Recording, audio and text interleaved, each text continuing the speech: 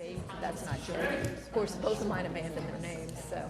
Well, Appreciate you coming here. Ms. Eastup is out of town, so, Mr. Bullion is here. just Chance to make remarks later. Appreciate everyone coming. Anything you want to add, kick off with, and remarks from the board? No, I think, Mr. Lewis has got us covered. All right, you're on the floor, Mr. Stewart. all right. So I just want to make sure that it is on and being recorded. I know that. Are they ready to go back there? They are? Yeah, they were. Okay, good. All right. So thank you everyone for coming to today's Title IX committee meeting. Hope you all have had the opportunity to review the agenda for today. And looks like everybody's about ready to get going. So I just wanted to open up with a welcome. Thank you everyone for being here. First on the agenda was a Title IX Director update. So in regards to the update, I just wanted to let you all know how my first month or so has been going. Of course, I've been here since September 11th, and I've been able to see and interact with a good amount of people here in the county and see what things we're doing, where we can improve, and how those things can, how we can be more transparent in our processes. So right now I'm currently working on getting some data together in regards to the number of cases that I've had and things such as that. It's not ready to be presented yet to a public level, but it's very raw at this point. But I definitely have been busy, to say the least. So that's something that we will discuss in the future to make sure that we're being more transparent. So since I've been here since September 11th, I've been able to get around to a different couple of meetings and groups for New Hanover County Schools.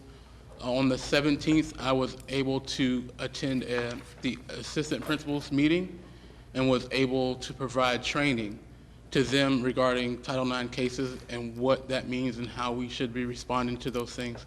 So I'll take a moment to actually go through that with you all, just so you can see what we have been doing and what it covered. I won't do the whole entire 30, 40-minute presentation, but I'll let you all see the PowerPoint and go through it. And if you have any questions, I definitely answer those for you as well. So that's what I'm about to do for right now. And who was your audience? It was for the assistant principals. So this training eventually will get to all, personnel. I think next week or maybe this week, I have a training with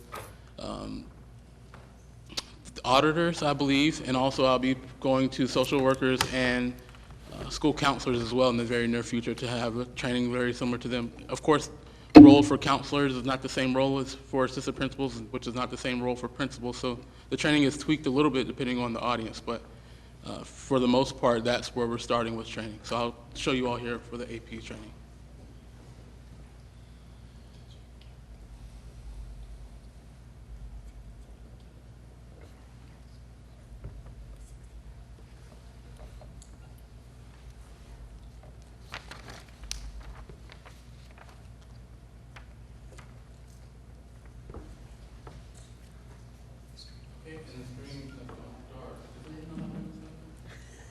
Not me. We'll be here all day if I'm supposed to fix it. I'll protect people.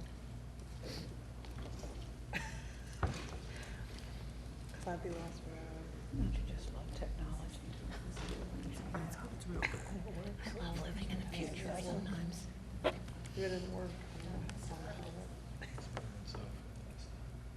I know. Like this is antiquated. And was just like cutting edge. A year ago. Now it's like, you just go like this. Ding, and it's the time. Oh. Mine activated instead of voice activated. So while we're working on getting that PowerPoint together, I also was working on the policy, and I have that today to present, but because I need the slide for that, we'll just go ahead down to the Title IX survey. So Ms. Amy Feith in the Resource Committee. Ms. Lewis, real quick, we had talked earlier about a Clery style reporting at board meetings, maybe every quarter. Not with specifics, obviously, but just in terms of, hey, over the past 3 months, New Hanover County Schools has had 17 investigations. Right. Is that something that we're still looking at doing for a board meeting? Yes, so I was just speaking with Dr. Markley about that earlier today, and which is part of the reason why we're not presenting that raw data today. I think there's probably a better way that we could do that, such as a clery style reporting, maybe quarterly. A lot of these cases, they take a little time to actually resolve and finish up from the moment the complaint comes into the resolution. So we want to make sure that we've given enough time to where we can actually have solid numbers on when they've come in, when they're completed, and when they are resolved.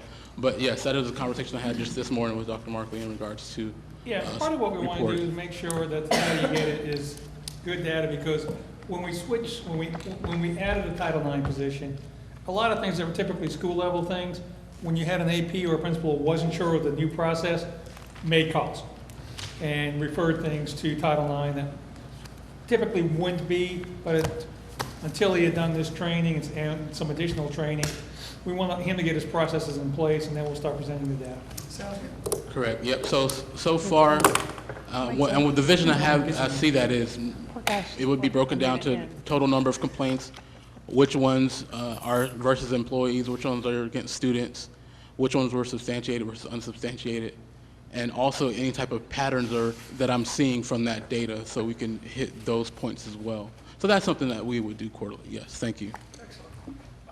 So Ms. Amy Feith, I think, was going to, or had some discussion to add about the Title IX survey.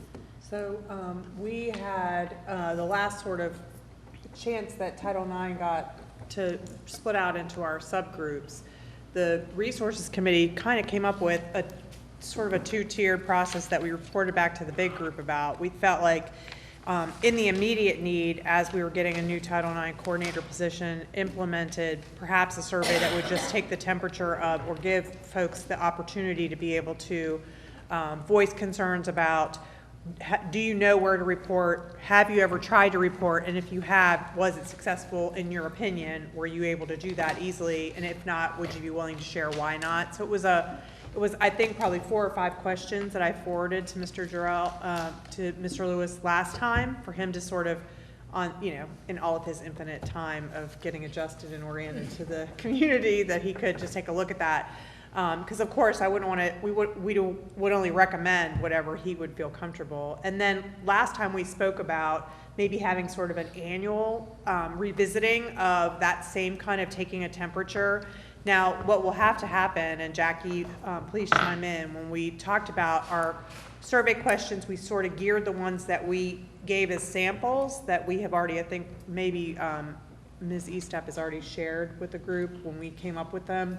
But we might need to tweak them depending on who you want your audience to be, because obviously some of that's going to be needing to be more language that's geared towards students if we're going to be having that language of those survey questions for students, for caregivers, adult caregivers, for faculty and staff.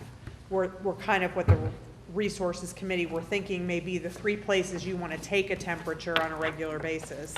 And then of course we were always with the understanding of that it would be just one piece of a broader conversation of maybe a more in-depth survey, looking at how do we use our partners at UNCW, UNC Pembroke, people who are already doing kind of analytics on this, and looking at something that would be with a more mindful eye of something deeper. And I feel like in any case, we will be on the cutting edge of doing that in this community across the state, and I think it's a good idea. But of course, we didn't have a Mr. Lewis, and now we do, so I'd like for him to be able to digest it and sort of put his mark on it. Right, thank you. So I have been able to look at some of those questions in my time, and I agree with the idea of having a survey. It's just a matter of what the appropriate questions would be, but definitely hitting on the foundational levels of what individuals know regarding the basics of just how you report, or do you even know what a Title IX claim is. Those type of basic level informations, I think the first survey could try to capture that type of data. So those are some of the ideas that were reflected in those questions, and I agree. It's just a matter and I of... think it's a good timing, too, because you're new, so it's almost like we could roll it out to the community, too, to say, we need to give you a baseline. You have to have an opportunity to get a baseline in the words of the people in the community, whether that's student community, faculty and staff community, or adult caregiver public community. The only thing that we did talk about is I think that at some point in the previous evolution of New Hanover County Board of Education, there was passed a policy that it has to, any surveys that were given had to be let me get it Opt-in. right, opt-in. And our committee said it may be worth a recommendation from the Title IX committee for them to the Board of Education to revise that to be an opt-out, to change the policy to be opt-out. I think that makes a lot of sense. Jackie, Yeah, will you talk a little bit about why one would be better than the Right, other? Right, yeah. So I've been doing a lot of background work to try to figure out what's happening at different places around the country with Title IX and K through 12. And it's good news and bad news. The bad news that it's a mess, that nobody knows what they're doing. The good news to me is that it means New Hanover County could actually become a leader, not just in the state, but even the nation, if we do it right. And there's two sort of interlocking pieces. One is the survey itself, and the second is the logistics, and they both have to work well. And so when we talked about this idea of 2 tiers of a survey, the first survey would be very general, and in a way it needs to happen, I would recommend quite quickly, because you want to communicate to the community, this new board and this committee really cares, and we're ready to get the pulse. But it's probably not going to be the kind of in-depth survey that would serve as something that you could repeat on probably an annual basis to really assess the effectiveness of all the policies and the procedures, both for students as well as teachers and parents. I would think that we'd be wanting to focus on all 3 populations. And so the way in which you achieve a good sample of people is you want to make it as easy as possible for as many people as possible to fill out the survey so that you have a really representative sample. You don't want a small group of people who have had nothing but wonderful experiences telling you everything is great and everybody else is afraid to talk, or that you find just another small group of people that think everything is terrible and you don't hear from everybody else. And so working with people who are used to doing this work, like at the university, would be really incredible. And that's going to take some time to pull those logistics together. It's really interesting. I just saw earlier today that New Hanover County has put out a county-wide survey on discrimination. I don't know if anybody else has seen it yet. And they did it in conjunction with the Social Science Applied Research Center at UNCW. And I thought, oh, this is perfect. This is just a perfect model for how to bring the professionals who know how to do the sort of science-y part together. Questions were good, but the problem with doing the survey the way they did it is that they posted it online and they're doing some other online ways to fill that survey out. That really limits your target audience sometimes to who will actually fill the survey out. Yeah, online surveying in some ways is probably the worst thing to do. I'm reacting to the content of the survey as well as the fact that the partnership's already there. Because it showed up in my feed and it was actually a good survey. Yeah, so I think and from what I hear, the community is really ready and wants to see this happen. Agreed. So when would you recommend moving with the foundational 4 to 5 questions? That you think that should happen before we have those partnerships in place? Those 4 to 5?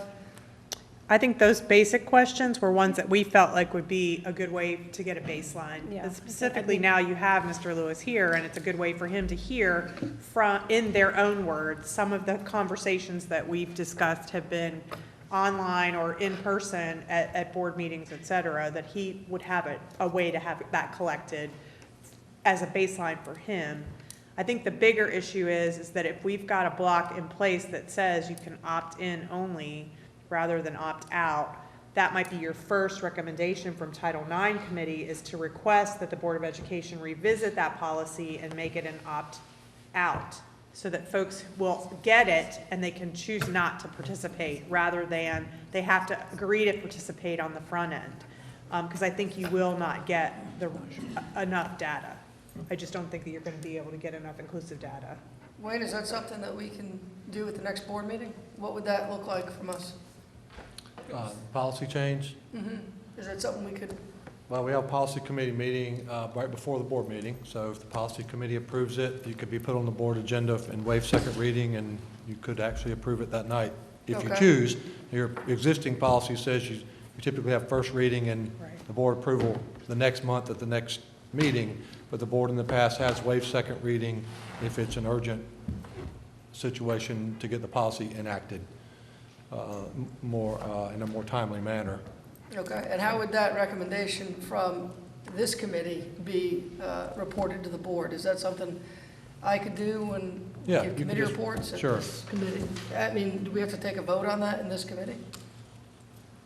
Or does anybody have an objection to making that recommendation?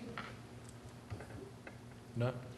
All right, I mean, I don't. All right. I'm not speaking for everybody, I'm speaking for myself. And, I wasn't here what the intention was, but I still think that I think you still get the opportunity, and what I don't like about an opt-in only is that it scares people Yeah, into right. not wanting to participate. yeah, it doesn't give you that wide spectrum that I think we really need. And I feel like they should feel free to say whatever they've experienced. Absolutely.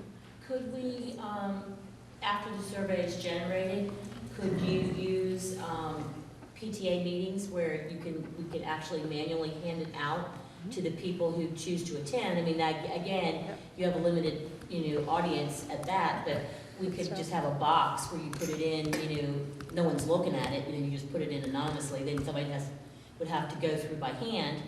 Or we could set up, every school's got a computer room or a room that we could log into to take a survey, except there's the problem that parents can't log into computers, at school. That's easy to fix. Do what? That's an easy solution. Okay. So, but I mean, I think we could get to a lot of people quickly because, PTA meets like once a month or once every Right. 2 months, on different intervals at different schools, but, we could try that.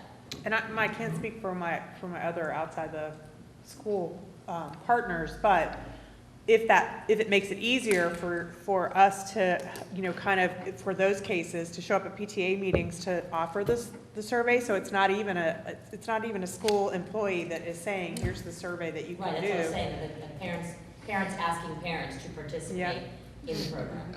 I think we're willing to help do whatever we have to, that it's not, we're not necessarily seen as part of the school district so that they'll think that it's skewed in some way or not.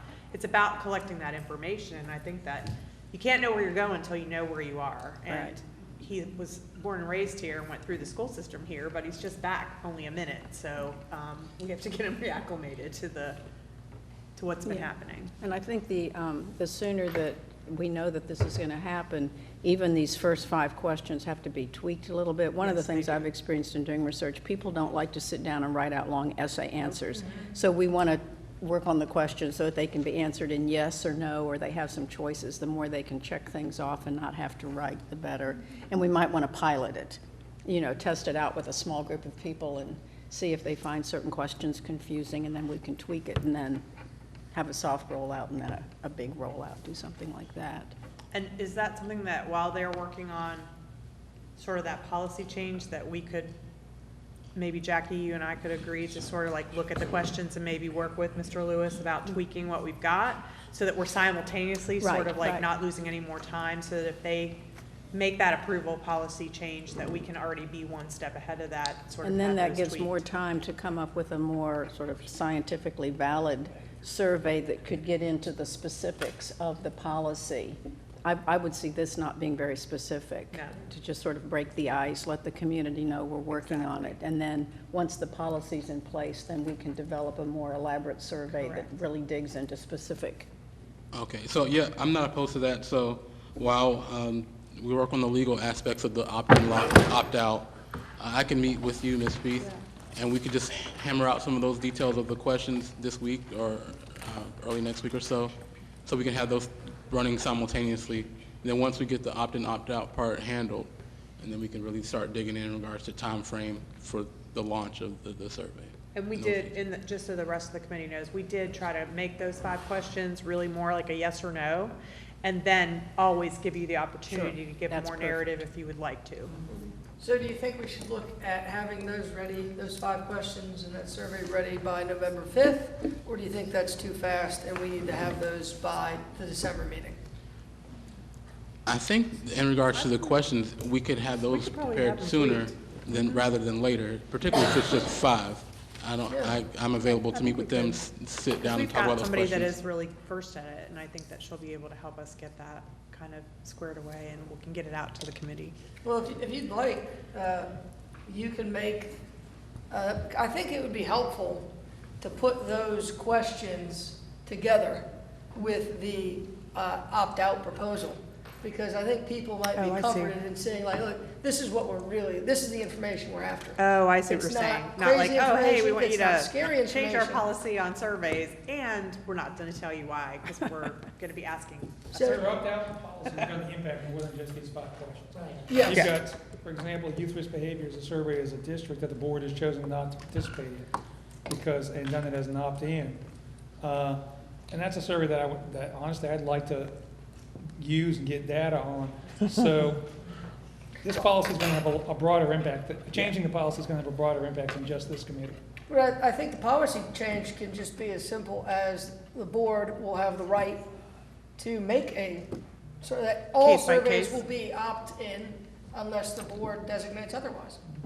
I don't want to, I think it should stay opt-in for most other surveys, but I think the board should have the right to determine whether a survey is important enough to make it an opt-out, just to give us that flexibility. I wouldn't change anything more broadly than that. Well, we'll circle up at the end of Yeah. today and see if we can at least get, Those questions handled as they time work to on the handle. logistics of the When opt-in, you get the opt-out. questions decided, if you want to choose a PTA, like a high school or a middle school PTA to pilot it, at a meeting, December is traditionally a good meeting time because everybody's singing or performing or doing something and, celebrating. So so they're in a good mood, is well, what they're you're in a saying. good mood, but you also have your better turnouts, Oh, at gotcha. the December. It's usually like celebrate the arts or celebrate the somethings, Okay. celebrate schools getting out, that we'll get a lot of people there. More people than regular. So has the broader Title IX committee members seen these draft questions yet? Or is it something that's just been I think happening they were in the in minutes, or the committee? I don't know if she shared them with I don't everyone. think we've seen them. So I think it would be a good We'll idea make sure to, that- once we hammer those out, share those with the committee members. Any other feedback, input, but mind you, we're working on a pretty quick pace so we can get this done sooner rather than later. But I think that would be the suggest move forward. So I'll work with you after today to get those hammered out. Okay. So going back to the agenda in the Title IX update, we have the screen ready to go. So I'll talk about what I shared in the Title IX training for the assistant principals, just so you can see the route that we're going. So it covered the basics of Title IX, talked about what Title IX is actually, and what the federal law requires and states. Like I said, I'm not going to do the whole presentation for you all today. I just want you all to have a brief synopsis of what it included. And talk about what the purpose of Title IX was and how it actually relates to this actual school district. Talked about specifically what it covers, what individuals working in the schools themselves would actually see, and how it actually relates to what they do on a day-to-day basis. So this is part of what that included: gender discrimination, sexual harassment, those type of things. Also stalking and retaliation as well. So I talked about some of the responsibilities. Basically, responsibilities include, do something, and we talked about what those steps would be or should be in regards to appropriately responding. Talked about how we measure what an appropriate step is. The appropriate step or effective step is anything that actually prevents or stops the incident from occurring. So that's how OCR would determine whether these steps are effective and adequate. It's just, are they actually working in preventing or ceasing the issue? So again, talked about what is Title IX and broke it down in regards to how it actually looks for if it's sexual in nature. If it's not sexual in nature, is it related to gender discrimination? Or is it something that the federal law or case law had just mandated as part of Title IX? So talking about the actual federal law, and here I highlighted the point of what is an educational program or activity, how far, what's the scope of Title IX in actual practice in K through 12. So highlighted what this actually looks like. On the left side of the screen, talked about all those things are related to school activities, academic, extracurricular, athletics, school bus, and employment, reminding individuals that it's not just student, it applies to employees as well. And on the right side, I had that column there to talk about those incidents that happen outside of school and how we can, in my interactions here, individuals often wonder how do we get from actions that happen outside of school to affecting them in school and how that works in Title IX. So that's what this slide is for, to talk about how it has an effect on a program or activity or has the potential to affect the student's program activity. Outside behaviors can still present problems inside the school that we must respond to. Do you have an example of that? Like an example of something that would qualify under that one? Individuals are in the same neighborhood. Maybe they were friends. There might be some type of sexting going on, or they were friends with some type of inappropriate touching happened outside of school, and they're in the same class or something like that. So therefore, an incident that was outside of school is affecting them. It depends on case-by-case basis. They're saying like, I can't study, or it just depends on the case. But a situation like that, neighborhood friends or in the same neighborhood, and then something happened outside that was sexual in nature or gender discrimination, but it is actually starting to affect them inside their educational activity, then that's how you get outside incidents to be at school, be handled at school. So I just have a quick question about that. That's huge. The case law that I've seen on outside really seems to leave a lot of discretion up to each individual organization's policy. Mm-hmm. So, I mean, if you don't have it written down that outside events will, I think we actually do. No, I know we do, but I'm saying, is it really up to us as a district how far we want to go in terms of what outside events precipitate a Title IX investigation on campus? In the most recent proposed guidelines, the Trump administration, which are not in effect yet, or they might not ever be, it highlighted the fact that schools do have the option, but those aren't in effect yet. So that was the direction that they're moving towards. Okay. I don't want to make a 100% answer, yes or no, on it right now, because I wouldn't place money on anything. But I know that was something the Trump administration was proposing, and that it could take back some of the mandates where it has to be within an actual program or activity. But right now, the way it stands, it can be, it's up to each institution for the most part. And also with that, on the public comments from the Trump administration, a lot of individuals were commenting on the fact that if a school opted to not look into incidents that occurred outside of programs or activities, that it could be a hindrance or a problem for students. So that's public backlash could come from that. That's what I've seen in public comment so far that the Trump administration has received. And so they leave the language broad on purpose so that you can adopt a case-by-case basis of assessment. Right. The Trump administration wants it to be each school's decision, each district's decision, or university's decision, whether they want to actually touch those outside of program activities or not. So we're safe even under if those new guidelines would come in, to be broader than the guidelines? Right, so those are just the minimums. I don't ever foresee a situation to where the Trump administration or a federal government would say, you can't look at that. It just sets the floor. Okay. So talk about what some scenarios might look like in an everyday occurrence. And in Title IX and these type of situations, there's always a lot of gray area. It just depends. So I explained how something as simple as high school athletic coach hugging a student that made a goal, depending on the context, it could be, someone could complain about that, then the school would still be obligated to look into it. It might not, just because someone complains about it or makes a report about it does not necessarily mean they violated some type of conduct policy. It's just, I was showing them what Title IX actually encompasses, how many things actually could fall under these type of incidents.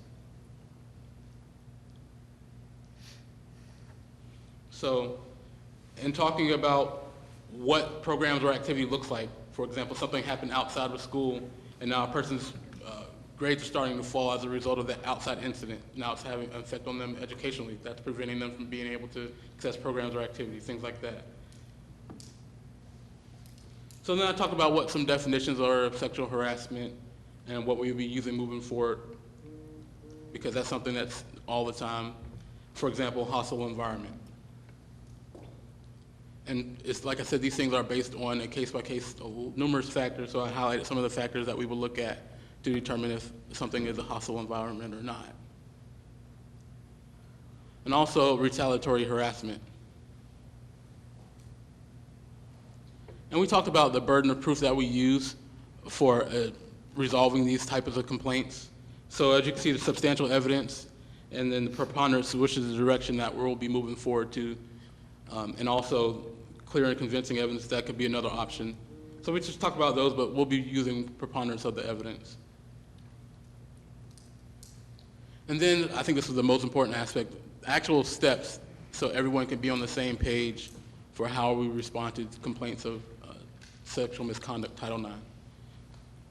So I talked about what those steps were. One, being able to determine if it's an actual Title IX issue based on what was previously shared in that PowerPoint, so that individuals could understand the scope of what Title IX is, sexual misconduct or gender discrimination. Also, making sure that we contact parents before we reach out to anyone, whether it's a complainant or a victim. If you're a witness, you don't have to have your parent contacted, but if you're a party, Didn't we say we weren't going to use victims and accused, we were going to use some other words? right, well, this isn't policy, this is just the training aspect. So I didn't, complainant and respondent are the words that we will be using according to the policy. Okay, I'm just thinking we should start getting people used to the real words. I mean, just as a suggestion, because I think we spent like 30 minutes talking about, you know, or longer, what words we were going to use. All right, well, yes, for the policy, complainant and respondent are the words that we will be using to categorize the parties, yes. So then we talked about conducting preliminary review, what should go into that, making sure that if it has criminal elements, we contact law enforcement, and if there's allegations of abuse or neglect, we make sure that we contact DSS. Then talked about going into the full investigation, how we actually go about that, making sure that we document things. If it happens but we didn't document it, essentially it did not happen. So I talked about who makes determinations. The principal at the school level makes those determinations. And also to talk to the APs about shifting roles. Previously, in my month or so here, I've seen that social workers and counselors are heavily involved in some of these investigations. So I highlight the fact that to APs that those roles will be switching so that counselors and social workers can actually do the work that they're trained to do in regards to providing support. I know for a fact in my month here, that's been one complaint I've heard and received from individuals that have been involved in these processes. They did not feel that they were supported because individuals that, you know, would be doing that were also ones that were doing some of the legwork for the investigation. So APs are aware that they will be having more responsibility when it comes to actually investigating that. The social workers and the counselors will be able to play the support role. They'll still be knowledgeable about the process, but that's just so they can, you know, be able to help guide someone through this, as it takes a toll on you emotionally when you've been accused or you're a complainant in this process. What we told the AP was, investigations are something they're doing already. This is not a new thing for an assistant principal, Right. but it's more of a formalization of that process. And it's also, as he said, removing the counselors from the process so they can provide that support role if needed for the student. And it needs to rest at the AP level at the school, because the next decision, they investigate, but it'll be the principal then who adjudicates, for lack of a better term, what that assistant principal finds. So the AP is the one who will do the investigation, take the information to the principal, who then adjudicates what they found. Right, and the principal being able to clearly delineate roles in this process, I think is something we've been able to prove, and that's something that we can improve on pretty quickly as well. It's just a matter of making individuals aware of what their new responsibilities are, and also for the principals, the principals will have and it's already in the policy as from 2014, principals have the ability to make the determination whether a person is responsible or not. I think the policy is using the word substantiated or unsubstantiated. And the principals also have the power to make the determination of what the actual discipline should be. That's not something that I want to take or part of. Principals know their schools better than I do, and they know what would work to help remedy these situations. I think one of the sticking points that I've always experienced is that there's adjudicating that piece of it is absolutely within the purview of the schools, but deciding whether DSS or law enforcement are called on the front end is not the purview. No, there's that some automatics there. Right, there's laws that say we have to do Yeah. those things. Yeah. Those automatics don't go away. Right, so, and essentially, It's law covering- enforcement and DSS, takes the first bite of these things. Anytime there are criminal elements, and I think the statute actually says, assault and those type of things. Anytime there's criminal elements, we stop and pause. So that happens under the preliminary review, where we determine those type of things. And the preliminary review is just to determine what the next steps are. So if we get a complaint, the individual says sexual in nature, based on the preliminary review, okay, here we need to stop, contact the SRO. SRO makes their determinations. Then once they're done, if we need to contact DSS at the same time, we do that as well. Once they're done, then that's when they give it back to us saying we're good to go. Then that's when we move forward into the full investigation if need be, based on what we've discovered already. And so that's how that role works. So then we talked about what preponderance was a little bit more. And then I talked about how OCR expects there to be an investigative report.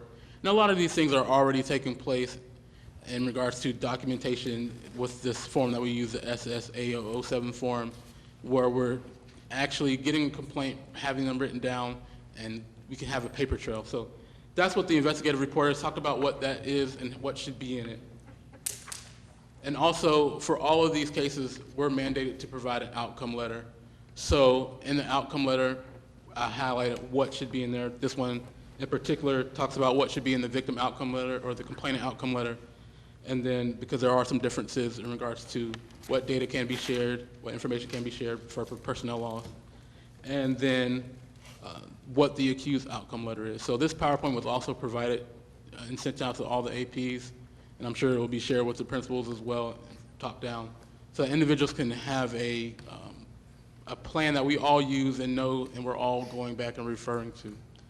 And then the last step of this is just making sure that we follow up. I say anytime the complaint has been resolved, after 2 weeks or a month, we want to make checking in on those individuals part of our standard processes and procedures. So that's in there as well. So those are the things that we'll be doing moving forward from a systematic standpoint on how all of these should be resolved. And that's the check-in with both parties, the Right, you complainant check in and with both, respondent. just to make sure that things are still going okay. If they're not going okay, what we can do to adjust to make sure that things move forward in a better direction. So that's what the checking in process is about. And we put that in the notice as well, so parents aren't surprised. Oh, the school contacted me about this issue. It was already, they were already made aware of it in that outcome letter. So that's essentially the Title IX update. I will now speak about the policy. On my first Title IX committee meeting, I made the promise that I would have all these ready to go the week before the meeting. However, it's been quite busy, so I have not been able to do that. But what I did do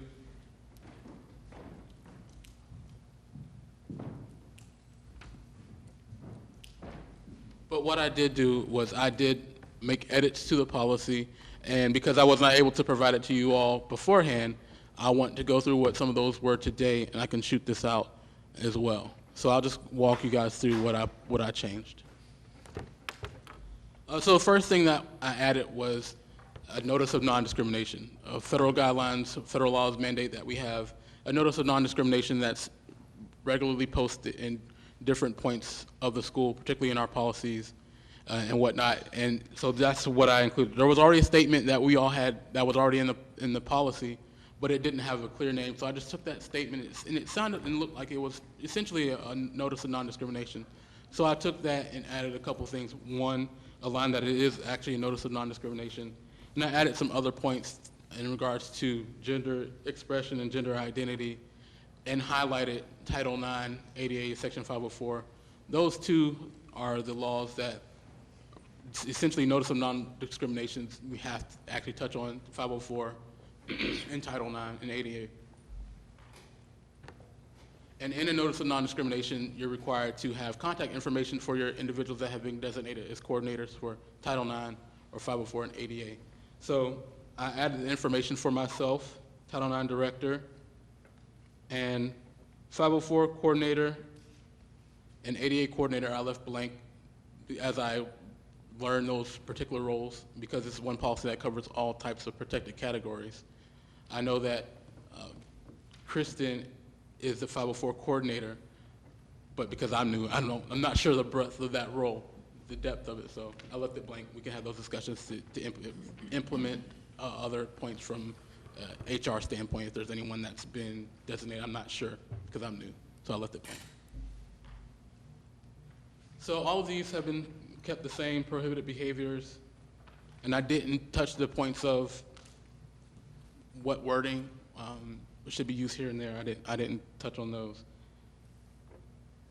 So here, for cyberbullying, cyber harassment, based on my months here, I've seen a lot of incidents regarding sexting or sharing of pictures without consent. So I added some lines in there that let individuals know that cyberbullying, cyber harassment specifically includes those type of things, Title IX related, sexual misconduct related, that also include text messages, online type of behaviors.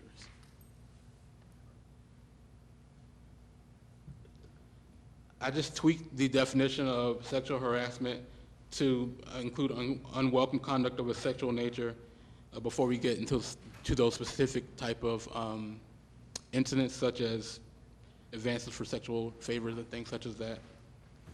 And I also include the word actionable to let individuals know that severe, pervasive type things are what we're looking at in regards to what sexual harassment is. If it touches those levels of sexual harassment, we'll definitely be responding. Even though something that's less severe, we can still respond, but I just felt like it would be best if we delineated that as well. So these I really didn't change, but I added a couple of definitions as well. One is dating violence. Dating violence is a part of Title IX, and that was something that was not in our policy, so I added that as well. Dating violence, the definition is, it is a form of harassment. It includes violent, controlling, or intimidating behavior that an individual uses against a current or former dating partner, and it includes emotional as well as physical type of behavior. So that's a point from a Title IX perspective that I think that we need to touch on a little bit more, so I added that as well. Also stalking, I added that definition because that's a point from a Title IX perspective that needs to be hit and added into the policy. Also highlighted grooming, being that we're in K-12 district. Grooming behavior is definitely something that we need to have in our policy, and particularly employees and also individuals that are students that are of a significant age difference from the individuals they're working with, or if they're a tutor or something like that in middle school or elementary school, something like that we didn't touch on previously, so I added that as well. Does that include coaches who are like just part-time, New Hampshire County Schools employees? Yeah, so I also added all employees, the word all, so all employees. And I debated about whether we should get specific in regards to employees, vendors, third parties. Should we use that type of language? And that's something I can speak with Wayne about to make sure we're all encompassing. But I did add the word all down here, and I'll talk about it. So if you're part-time, it applies to you just as much as... Because not all coaches are paid. Some of them are volunteer. Right, and so that's something that we might want to hash out instead of just saying all employees. We break it down into actual roles, third-party vendors, visitors as well, and that's something we can definitely discuss. Is it possible to put like including but not limited to, so that we could mention substitutes, we could mention Yes. coaches paid and non-paid? Yes, in previous Yes.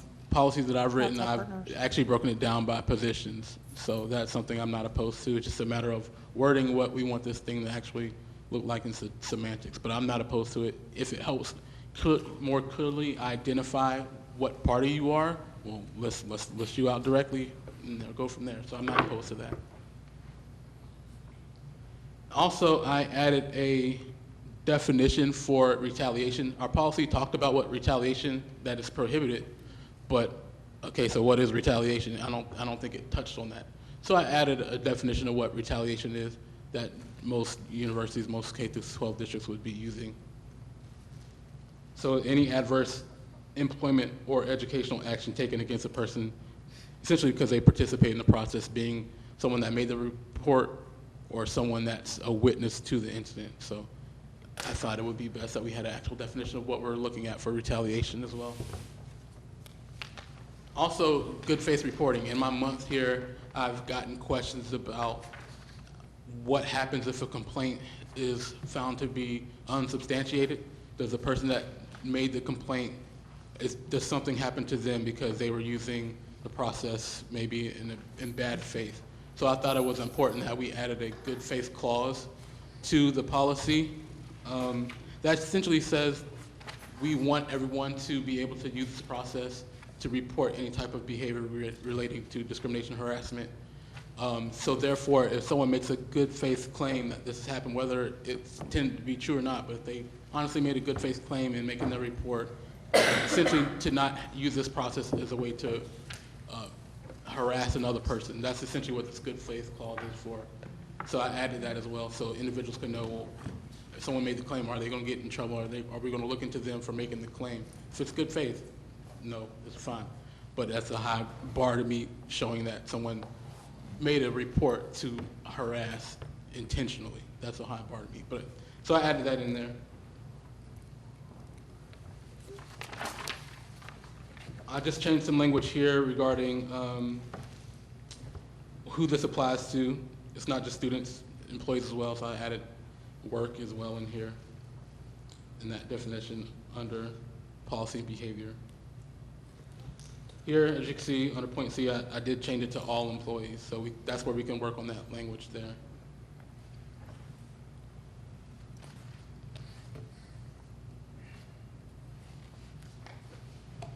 And for that part, that's essentially all I changed. So nothing major. You all did a good work on what you all have come up with so far, so I didn't need to change too much.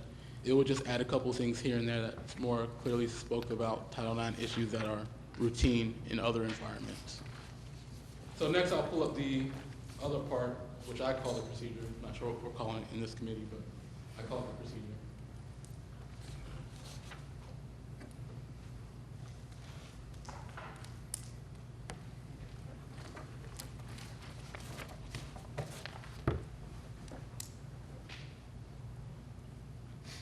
So here, I just changed the word from Title IX coordinator to Title IX director because I believe that is my actual title, just for clarity, Title IX director.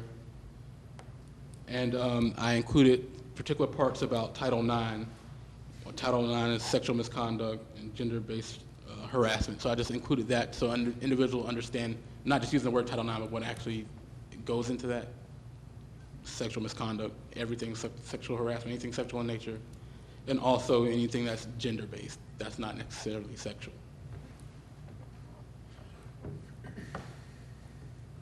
Here, the language about investigation, what types of claims are investigated and what might be problems to our investigation, such as an individual that's not associated with the school system or something like that.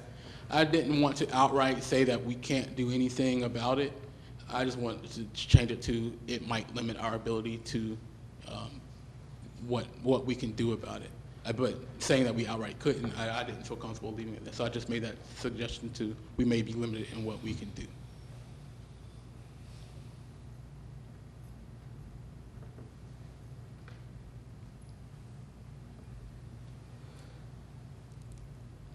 I think that was about it. Everything else, like I said, looked pretty good.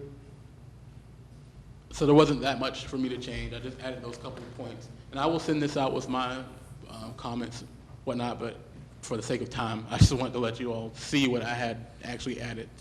Any questions or thoughts so far? Yeah, does our policy say, or is it another document that says that, like, what some of the options for remedies are?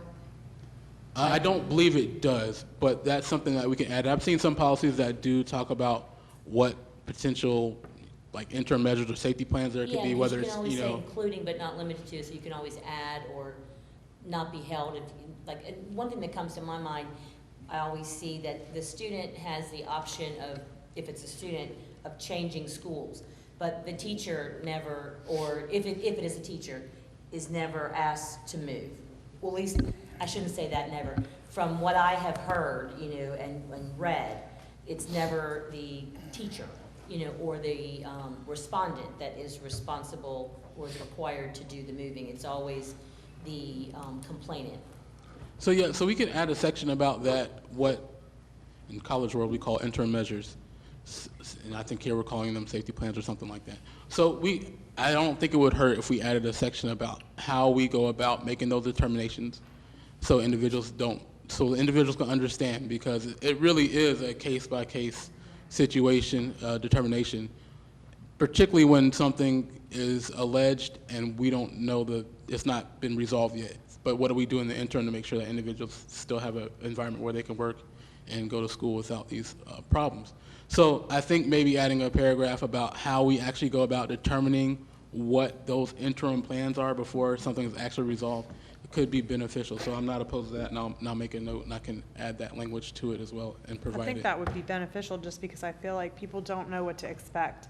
They don't get the realistic expectations in the real world with those of us that work with victims. They don't even get what's a realistic expectation from a criminal justice system. And schools have an even broader concern of both the complainant and the respondent to ensure that they're getting access to good education. So I think it is important for us to set some parameters in your discussion and policy, like what is a realistic expectation? If a adult caretaker is coming to this thinking they're going to have somebody put behind bars, that's not within the purview of this process with the school's policy. It doesn't work that way. But I do think people misunderstand that there is an influence somehow in that process. Yeah, so it sounds like a good idea to add points about interim measures, how we go about determining what we do in the interim, and also adding a point in there about what potential remedies are, maybe if it's just a line. Because what we're doing, we're simply looking to see if there were code of conduct violations. That is from an employee standpoint or a student standpoint. That's all we have the ability to do, nothing more than that. So I think that's a good point. So I'll make those 2 notes and can add that myself. But I would advise being somewhat, not broad or vague, but when you write it down and it's the policy, I do worry about, because we need flexibility on certain issues at certain times, I do worry about putting it, you know, I just be cautious with the language. And that's something else I thought about as well. Does everything need to go in the policy? Right. I wanted to, on first read, I wanted to add a lot more detail about what Title IX was, but I thought maybe the policy is not the best place to put that. We use maybe the website or handouts, other methods for getting that message across. So maybe something, interim measures and remedies could go in a policy so individuals know from a standpoint what should go in there. But we can also use other methods such as the website that you all helped put together really quickly to help disseminate information about educating what the basics of Title IX are. So I really thought strongly, how do I get that message across? But I ultimately determined that this policy is probably not the best place for that, and that we can do that through other methods. So, but that's a conversation I'm still open to having. Well, what comes to my mind, it also is like with your weapons policy. You know, it says, these are the ones that you're getting this no matter what, or you're getting this until we have a chance to investigate. You know, so this is, I'm not saying that these all are criminal, but when people call, you know, me or the council, or I need help, you know, help me navigate the system, the easiest thing is to point them back to a policy and try and read through this and understand it, and then make your phone calls before you start just calling people and just going off. you know, because you're just going off because you don't understand. You know, and if you had something, and policy, just like bylaws, everybody always points to your bylaws, when that can't cover everything, but you can attempt to cover the basics. Right. And then so, yeah. with your caveats of case by case, including but not limited to, you know, those blah, blah, blahs. Right. So, can you also share your PowerPoint with us, your training PowerPoint? That Yeah, would be we'll very- post it on the Title IX section. Okay. And also, I'm assuming since all of this new policy and procedure has not been adopted yet, that PowerPoint is all relevant to the current policy and procedure before we... Yeah, like, for example, his eight-step investigation process is as valid with the current policy as it is with the policy we're proposing. Okay, but Right, so in the AP training, the only thing that was not in place really with what we're doing is the standard of proof. I said that we're going to preponderance of the evidence. I think under the 2014 8410, it says substantial evidence, I think. So that's the only real thing in that AP training. And a couple of definitions, but they're all essentially the same. So one thing that we had talked about, and we've been through so many iterations of the policy and procedure, was that we wanted to make sure that there was some redundancy in who would be investigating or who you could report to within the school, so that we could make sure that if the reporting party felt that whatever was supposed to happen wasn't happening, that there was a second person in each school. And I think that's still in the policy, and I'm not sure, because we went through the PowerPoint so quickly that I don't know if that's been covered. The last version of the policy, I didn't touch those sections in regards to who reports could be made to. I did add one part about Title IX. That's where I changed my name to director, I believe. Okay, but do we still have that redundancy in the individual schools of having more than one person? Well, I didn't. If that was in there before, I didn't touch that area. Those were conversations that were had before I came. So it was essentially left in place as it was before I got here. That's something that I think, given the history of the worst of the history, that having some level of redundancy, like I said, so if you've got a reporting party who feels that the policy isn't being followed, that it's very clear who they go to within the school to say, this is going on, what's happening, is something that we need to address. So let me make sure I understand what you're referencing. So making sure that individuals on a school level know who they can go to if they need to. And if there's more than one person. So if if it's your assistant principal, and do we have one assistant principal in every school? Is that, or are there two? Generally, yes. Okay, so if I go as a reporting party and report a Title IX violation to the assistant principal, and I look at the procedure and I know X, Y, and Z is supposed to happen, and I don't see that happening, that there is someone else at the school that I can go to and say, I made this report, where is it? Well, I did add in there that, in the notice of non-discrimination, that all questions or comments concerning Title IX could be brought forth to me. In regards to specifically spelling out what individuals outside of who initially receives the report, I didn't touch that. I can review it to see if it speaks on those issues, but I do know that it did talk about where reports could be made to, but. Because I just know we have allegations floating out there in the ether, dating back beyond what we can do anything about at this point, that those kind of things happen, where reports were made and they disappeared. And so I want to make sure. Well, I think that some of those issues would be resolved by the fact that we highlighted aspects of mandatory reporting in the processes and the procedures. So I did see that talk about what the responsible employees are, talks about a 24-hour time frame from the moment a complaint comes in, that it must get to the principal, and I would work with the principal to make sure that we're resolving it appropriately. But it did specifically talk about a 24-hour mandate from the moment a complaint came in on the lower level at the school to actually providing the complaint to the appropriate person within the school from an administrative standpoint. So I think that that would help clear up some of those questions in regards to, I made a complaint, how do I trust that it's going to be resolved right now? I'm not sure what else we could add in there. I'm open to ideas. Well, we were adopting an online reporting platform that allows for both open reporting or anonymous reporting, and actually allows somebody to respond back to an anonymous report without revealing the email piece that the address may be coming from. It's a product called Ethics 360, which I think they're currently using in Charlotte, that we've bought, we've installed, and we're going through the current training now. Anything you want to add on that piece?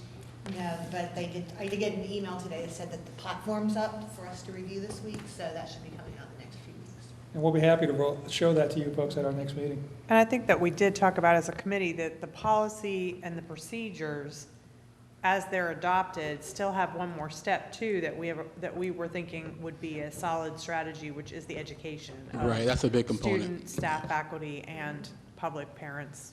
You know, that we would give, there's one more step too, to have to redo it. And again, I will say it just like I say about, you know, child sexual abuse is, you hope you never have to use this policy ever, which means you have to build in, just like for first aid and CPR, you can be recertified every 3 years because you probably aren't going to be using it all that much and using those skills. So we will have to build in that sort of re-education piece where we're revisiting it. The other thing I want to stress, and it goes back to the training piece, is we want folks to be able to report to anybody in school initially that they feel comfortable talking to. And then that person should know What to do. who the appropriate next person to report it is. I don't want anyone to feel like they can only report it to Jarrell. If they're comfortable talking to a particular teacher, then that teacher should know what the next step is. Right, and that's why it's hit on all employees, or whether we break that down to individual roles. They're all mandatory reporters or responsible employees under Title IX. That's what we were essentially doing beforehand. That's what we'll continue doing now. That's common standard practice in most K-12 districts in higher education. All employees, if you hear or you think you might know about something, even a little bit, slight bit, you still go ahead and take those steps to make sure that you report it. And here it would be to the principal. I would reach out to the principal, or some schools, APs, reach out to me directly, and they have my contact information, so they would know how to handle that.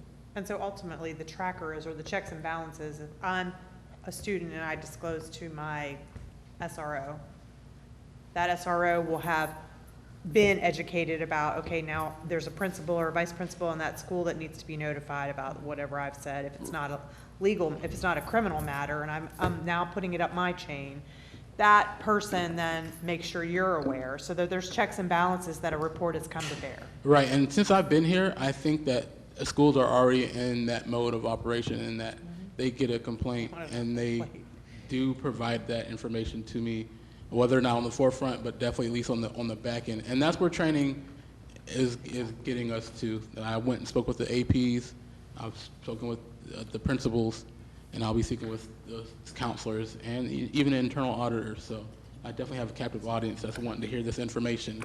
So it's just a matter of getting the messaging out. Any more discussions about policy or questions about that? Like I said, I will email that, send that out so you all can review it in your own spare time. But for time's sake, I just want to quickly go through it. All right? Well, if not, we'll keep moving forward. So I have one here, subcommittee reports. I know Ms. Jackson had something specifically about education, and we spoke about policy and procedure. And if there's any other update from the Resources Committee, let me know. But I know that Ms. Jackson had some things to discuss. And Jane just had something to share. Yeah. Good news that I was recently in contact with a pretty global leader in human trafficking, trainer, and has a curriculum. And he has offered New Hanover County schools the curriculum at no charge, including training. So it does address Senate Bill 279 that went into effect in 2015, and Family Life Education Department ran with presenting the human trafficking component, but it's not reaching 100% of our students. So the plan right now, after we learn more information about it, and remind me when I'm finished to tell you all about the human trafficking training that we have coming up. We are going to, it is a 7th grade program and a high school program that'll be administered in healthful living, health ed, and it's about a 2 to 3 day finite unit that meets all the standard course of study, but it addresses legislation that's required regarding awareness and prevention of human trafficking, and it includes an online safety component as well. And what was that Senate bill you mentioned? 279.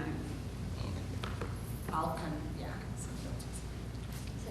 January 2015, I think. And then I'd also like to invite everybody, especially the SROs or anybody who is interested, on November 1st, which is a district-wide PD date,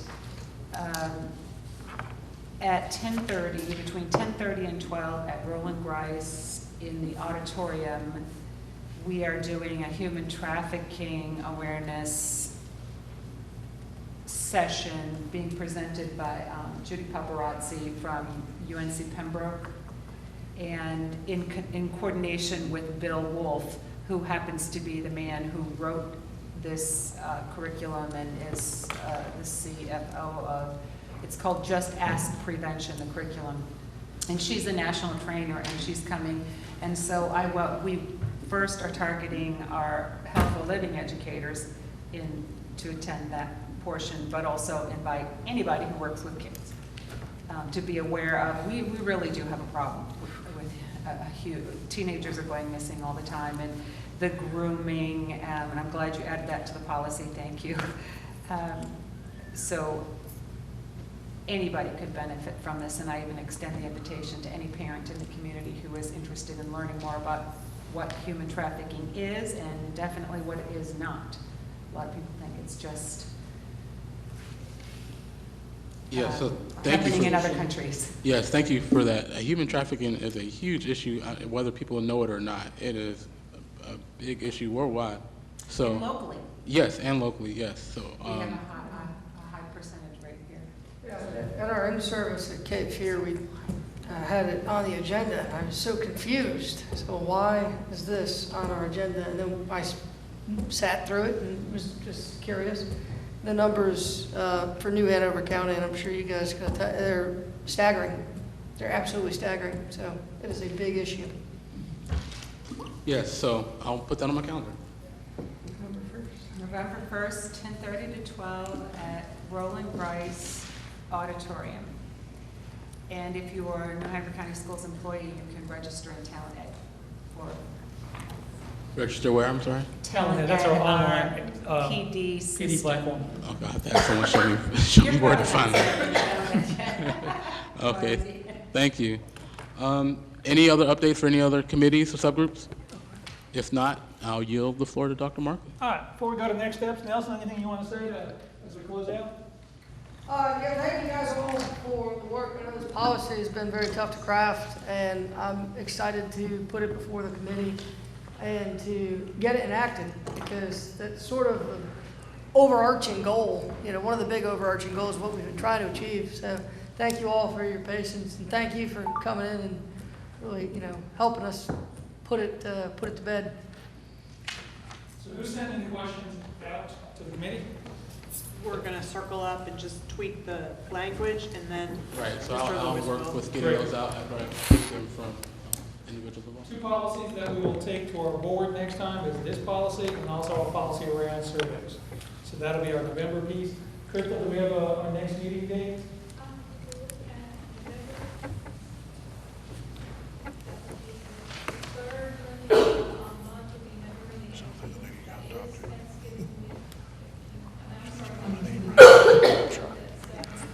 November 18th would be in line with where we've been. Does that work for everyone?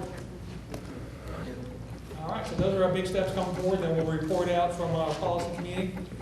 Dr. Markley, I looked at the policy after we had the discussion, and I'm not sure it requires opt-in in all circumstances, so it may be that we don't have to revise the policy to get the survey out. I'll take another look at it, and I'll let Nelson know. It does require opt-in for certain types of surveys, but I don't think this one applies to that, but I'll double check that. And when you're reviewing that, would that changing of the policy affect family life education, the way parents are given the opportunity to opt in? That's a curriculum op as opposed to a that's survey op. Okay. Yeah. All right. I'm Ms. teasing. Craig. I'm teasing. Folks, I want to thank you for giving up your time. I'm sorry, I'm Talk away. A quick question. I don't know how things are done related to the school, but there is a woman who's just joined the faculty in the School of Education at UNC Chapel Hill, who is a friend of mine, who happens to also be an international expert on bullying, sexual assault, youth violence prevention, and I think it would be really fantastic to get her here. I think she would actually be interested in working with the whole school system, but to get her here to maybe meet with some key people and do a public presentation or something, I would be happy to work with whoever to see if we could pull that off, but I don't know what the process is. Well, if you would give her name to Ms. Jackson, Okay. we'll go from there. Okay, I'll do that. All right. Last chance. Folks, thank you. Thank our law enforcement folks for being here today. And we'll see you on the 18th. If you want to come to the policy meeting, that's usually around 3:30 or 4. Look for the posting, and we'll discuss the policy there. Before the board meeting, as it typically is. Yeah, I'll make sure you get the policy date when we do it. Listen, how